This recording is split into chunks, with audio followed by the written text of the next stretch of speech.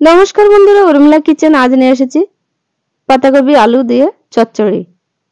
একটা কড়াই বসিয়ে দিলাম, কড়াই কিছুটা তেল দিয়ে দিলাম, ফোড়নের মধ্যে দিয়ে দিলাম হাফ চামচ জিরে, একটা পেঁয়াজ কুচি, কয়েকটা কাঁচা লঙ্কা,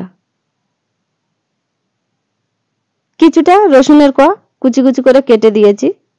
হালকা আছে পেঁয়াজটা ভেজে নেব। পেঁয়াজটা ভাজা হয়ে গেছে, পাতাকপিগুলো দিয়ে দেবো, স্বাদ মতন লবণ দিয়ে দিলাম। এবার একটু নেড়ে দেবো।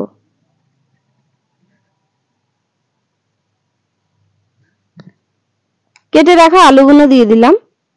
আলুগুলো দিয়ে সবজিটা ভালো করে কষে নেব।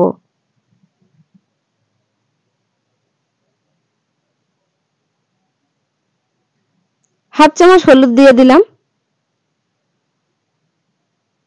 হাফ চামচ শুকনো লঙ্কা গুঁড়ো দিয়ে দিলাম, হাফ চামচ জিরে গুঁড়ো দিয়ে দিলাম। সব মশলা দিয়ে সবজিটা কষতে থাকবো।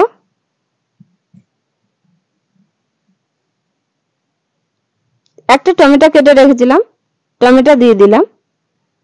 টমেটো দিয়ে সবজিটা ভালো করে কষে নেব। সবজিটা প্রায় কষা হয়ে এসেছে, আর একটু কষে নেব।